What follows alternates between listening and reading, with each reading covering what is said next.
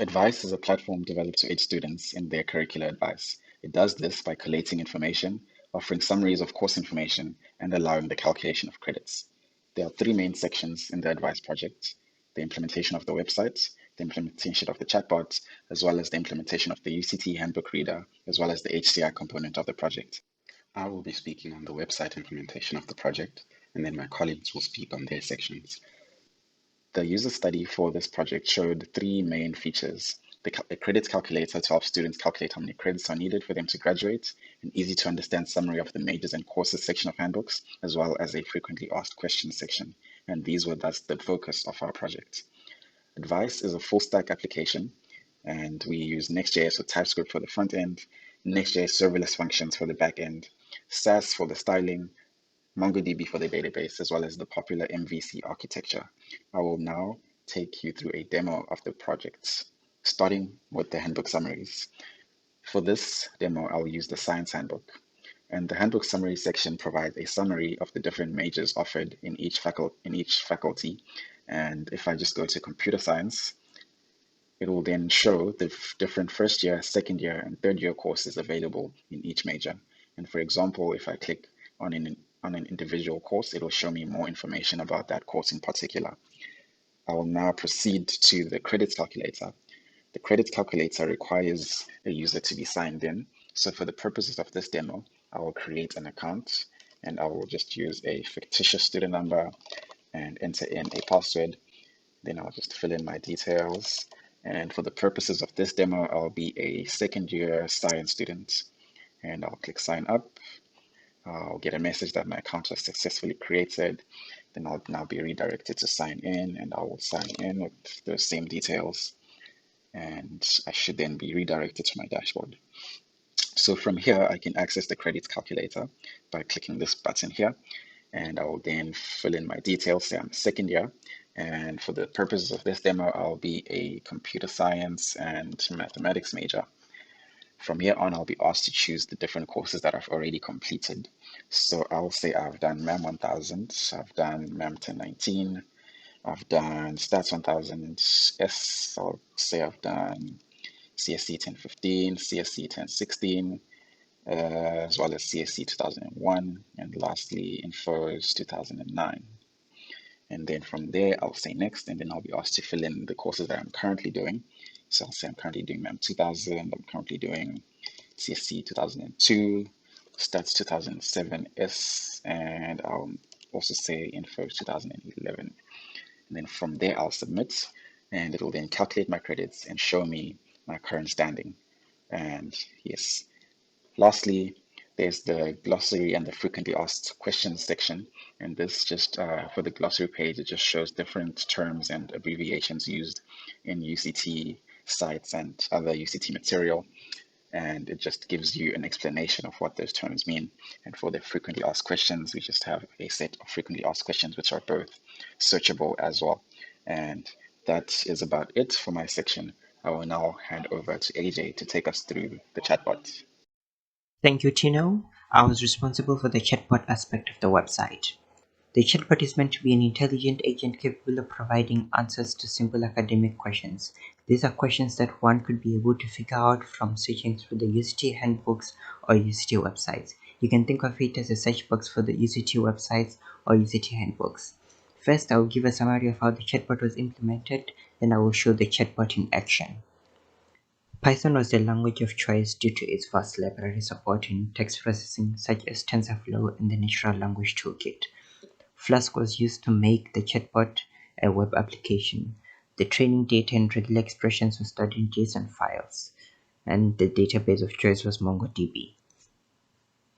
When the user enters a query, the chatbot uses the stored regular expressions to try and decipher the query.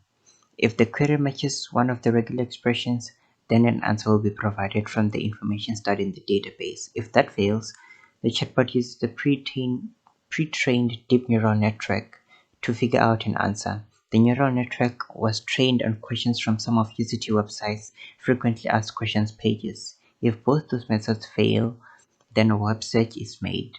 Answers from the internet are limited to UCT websites. Let's see the chatbot in action. You can either use it as a signed in user or a signed out user.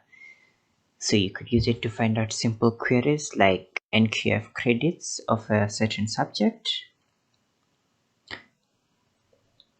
or you could use it to find out information about registration.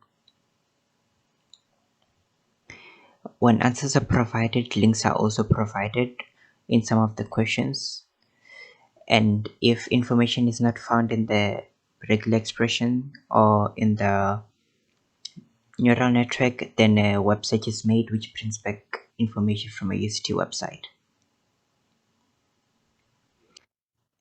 And now, if you're not signed in, information will not be saved.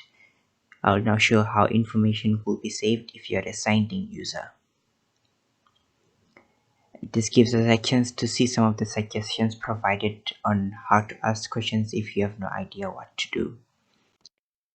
So you could ask questions for any subject in science or commerce,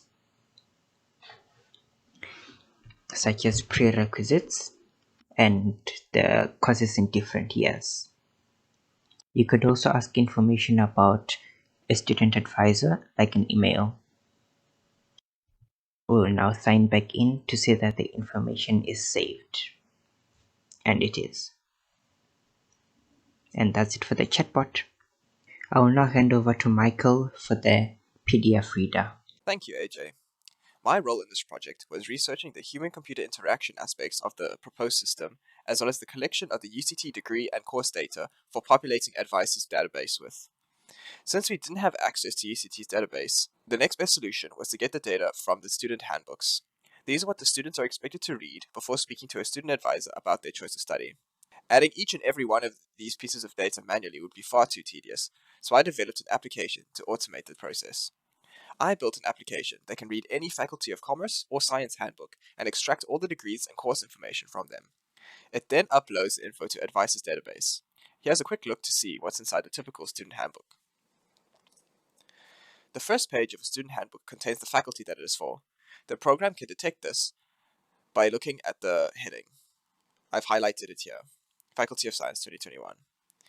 The majors and courses sections can be found later on. The majors section starts on page 18 with the beginning of major in applied biology and ends with the major in quantitative biology. The courses, however, start far later and they're listed in alphabetical order per faculty. It starts with the archaeology department and lists each course one at a time. The program can recognize the formatting and looks out for specific keywords, phrases, and symbols to extract and process the information. I'll now demonstrate the tool by using the Faculty of Science handbook. The application I built looks like this. It has a toolbar with 3 tabs: File, Edit, and Help. The Help menu lets us open the README document for detailed instructions on how to use the application. The Settings in File opens a settings window where you can change some settings about the project, but we won't change any for now. Next, let's run the program with the Faculty of Science handbook. I click File and Open and navigate to a student handbook which I can read. I'm going to choose the 2021 Science Handbook. I'll click on it and it'll prompt me if I want to upload the courses to the database. I will say yes to both of them. Now that the handbook has been processed, we can check the database with information. As you can see here, the courses uploaded start off from the Faculty of Archaeology and start with the course AGE 1002S, just like in the handbook. The majors section also starts with the first that we saw, the major in biology. It saves each course for the first, second, and third year courses, each in its own array. Thank you so much for watching our project video.